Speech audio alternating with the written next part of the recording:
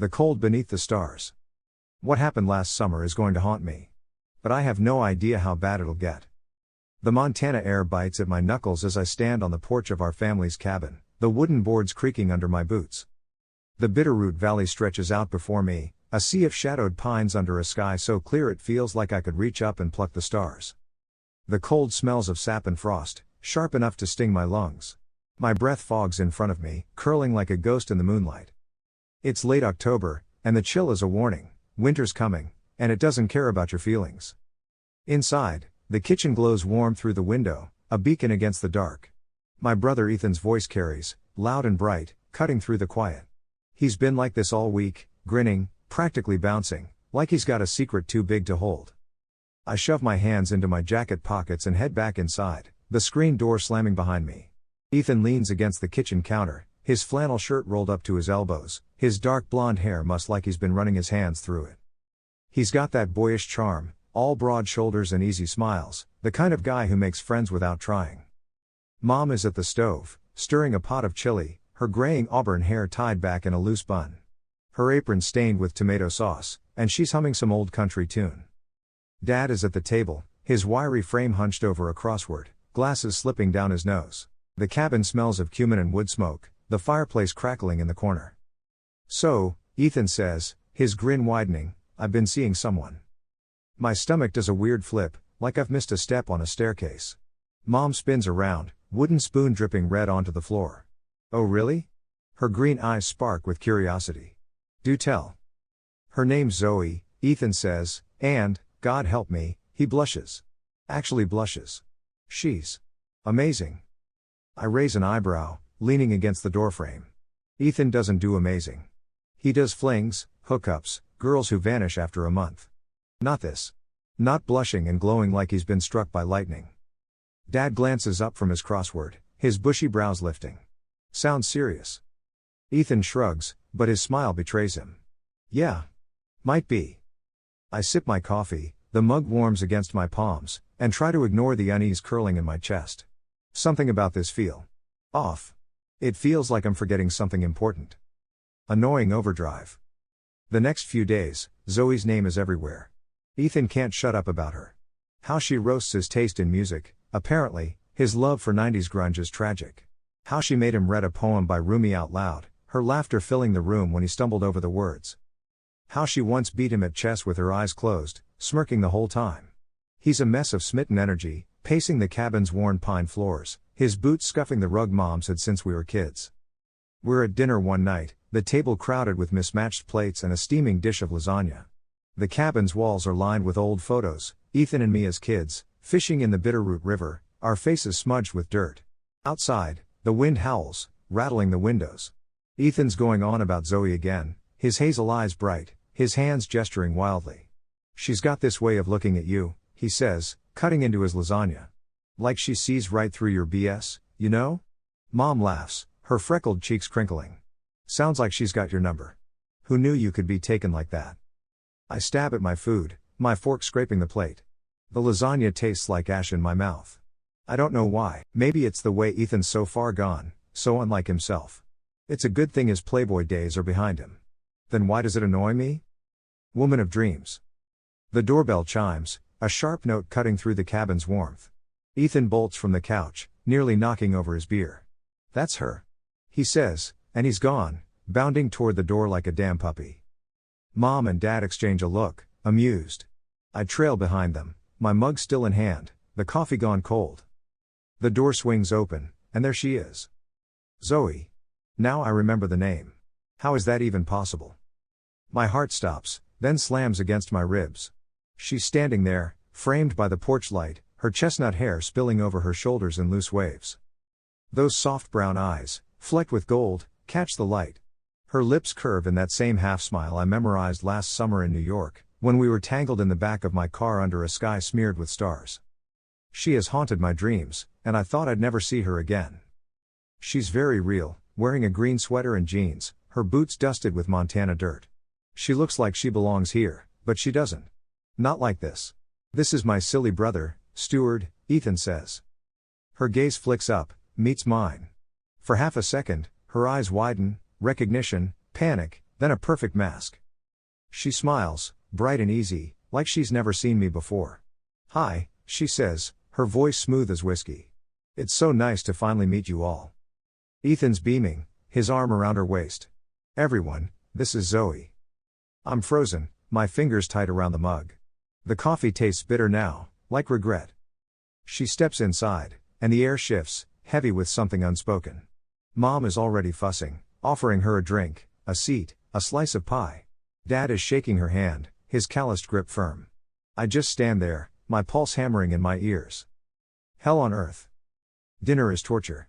Zoe sits across from me, next to Ethan, her laugh bright and perfectly timed. Her hand rests on his knee, casual, like it's nothing. Even from here, I can breathe her scent.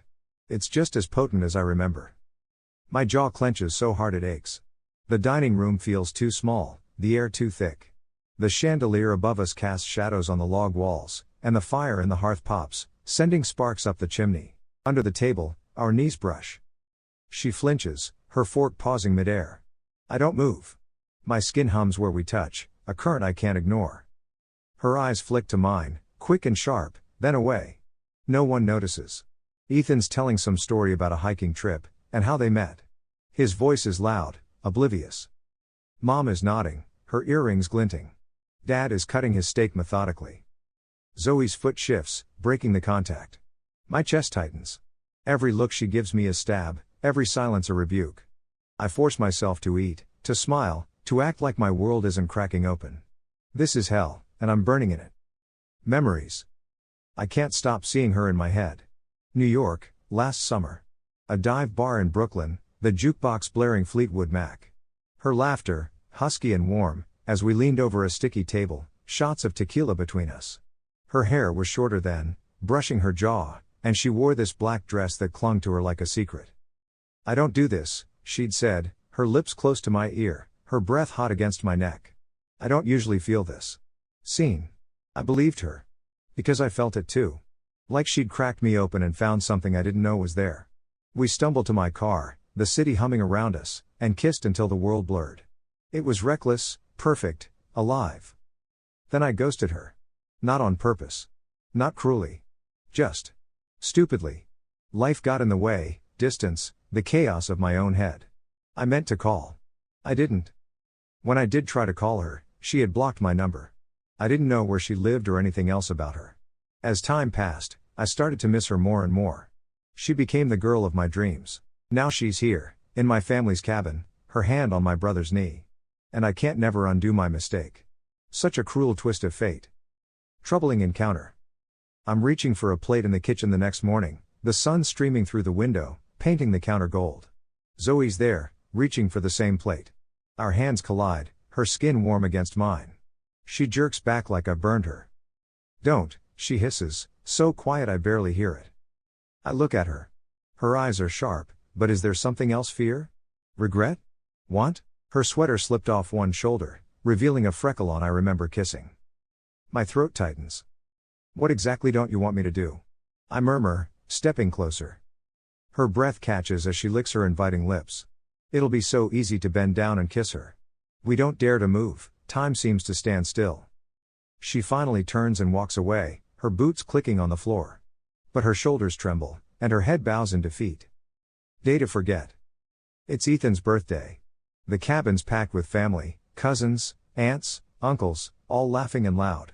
The living room smells of cake and whiskey, the table cluttered with candles and empty bottles. Zoe is in a red dress, her hair pinned up, a few strands curling against her neck. She's laughing at something Ethan says, her head thrown back, but her eyes keep finding mine. There are times it feels we are the only two people in the room with our secret. I reach for a wineglass on the counter. She does too. Our fingers graze, and it's like lightning. My pulse spikes. She inhales sharply, her lips parting, but she doesn't pull away. Not this time. Her eyes lock on mine, and for a moment, it's just us, the noise, the crowd, the world gone. Ethan laughs from across the room, loud and carefree. Her hand drops. I step back, my heart pounding. He's watching us, his smile faltering for a split second. I turn away, my face hot. My brother needs to know about our past, but I'm too chicken to come clean. Night of regret. Later, I step onto the porch, needing air. The night's cold, the stars sharp as knives. The Bitterroot River murmurs in the distance, its sound mingling with the rustle of pines. I lean against the railing, my breath fogging. The door creaks. Even without turning, I know it's Zoe. Her scent, her presence is already achingly familiar. Her arms are crossed, her dress swapped for a sweater and jeans. She doesn't look at me, just stares into the dark. Time to tell him, I say, my voice low. She doesn't move, a gust of wind ruffles her long hair. I didn't know what to do, Steward. I didn't know you were his brother. It never meant to get serious, so complicated. She sucks in a deep breath. And now what? Now I'm stuck. Her voice is a whisper, barely carrying over the wind. No idea what's the right thing. I almost reach for her hand. My fingers twitch, but I stop myself. The space between us feels like a canyon. I better go before they notice our absence, she says. I don't stop her when she turns and leaves. I have no claim on her. Moment of madness. The next day, I'm reckless. Stupid. I catch her in the hallway, between the bathroom and Ethan's room. The cabin's quiet, everyone else outside. I step close, too close, my fingers grazing her wrist. Her pulse jumps under my touch. Don't do this. Steward, please, she breathes, but she doesn't move. Her eyes are wide, her pupils dark, swallowing the light. Her body sways toward mine, just a fraction, but it's not enough. I want to kiss her. The need is a physical ache, sharp and raw. My hand tightens on her wrist. She tilts her chin up as if giving in to me. Our lips are an inch apart. Her breath is hot and inviting on my face. Footsteps echo down the hall. Zoe. Zoe. Ethan calls her name. We spring apart, strangers in an instant. My heart's hammering so loud I'm sure he can hear it. He just smiles, obliviously, and pulls her into a hug. Break up, I'm in my room, the door cracked, when it happens. Their voices rise from the living room, Ethan's sharp, Zoe's breaking. How could you not tell me? He shouts. A glass shatters. The door slams. Then silence, heavy and suffocating. I sink to the floor, my back against the wall. The wood's cold through my shirt. My hands shake. I did this. I broke this. I should have been the one to tell my brother. Fall out. Ethan finds me outside, near the river the next morning. The water's clear, rushing over smooth stones, the air thick with pine and damp earth. He looks like hell, eyes red, jaw tight, his flannel wrinkled like he slept in it. You knew, he says. Not a question. I nod. Yeah. Why didn't you tell me? I didn't know how. It's true, but it's not enough. If I had no feelings for her, it would have been easy. Guilt twists in my gut like a knife. He stares at me, then turns and walks away. The crunch of his boots on the gravel fades, leaving me with the river's endless murmur. Loneliness. A week passes. Silence from both. The cabin feels empty, even with Mom and Dad around. I'm sitting on the porch, the sky bruised with clouds, when my phone buzzes. Zoe, I couldn't live a lie, so I broke off with Ethan. I'm sorry for hurting both of you. I stare at the screen, my thumb hovering over the call button. I should delete it. Block her. Move on. I hit call. Zoe picks up on the second ring. Hey, she says, her voice soft, raw. Where are you? That bar. The one in town. I'm already grabbing my keys. Reunion. The bar's dim, the air thick with cigarette smoke and the tang of spilled beer. It's a dive, all scuffed wood and neon signs, the kind of place where locals hunch over their drinks and don't ask questions. Zoe's at a corner table, a whiskey in front of her. Her hair's loose, her eyes tired but bright when they meet mine. I slide into the booth, ordering a whiskey to match hers. We talk, about nothing, about everything. The weather. The river. New York. The silence stretches, heavy with what we're not saying. Her hand finds mine on the table. Her fingers are warm, steady. I lean in, and she doesn't stop me. Our lips meet, slow, careful, like we're testing something fragile. Then it deepens, her hands in my hair, my palm against her cheek, her body pressed to mine. It's like New York, but worse. Better. I pull back, breathless. This is so wrong. She looks wrecked, her lips swollen, her eyes searching mine. Then why does it feel like the only thing that makes sense? Heart to heart. I call Ethan that night. No answer. I try again. Nothing. Zoe's leaning against the bar's wall, arms crossed, her boots scuffing the floor. I don't want to sneak around, she says. I know. Then what do we do? I look at her, really look. Her eyes are fierce, vulnerable, everything I've tried to forget. I don't want to lose you again. She takes my hand. I don't let go. New beginnings. 3 months later, we're in a cafe in Missoula. The place smells of coffee and cinnamon, the windows fogged with steam. Ethan's waiting, his hoodie up, his face unreadable. We sit, Zoe beside me, her knee brushing mine under the table. She orders tea. I get nothing, can't swallow past the knot in my throat. Ethan's eyes flick between us, his jaw tight. I'm still pissed, he says finally. But if you guys are happy then fine. Zoe's hand finds mine under the table, her fingers squeezing. Ethan shakes his head, a ghost of a smile breaking through. Just don't screw it up. I won't, I say, and I mean it. We leave the cafe together, the Montana sky wide and endless above us. Her hand stays in mine, and for the first time in months, I can breathe. Thank you for listening. Please subscribe, share, and like to help my channel.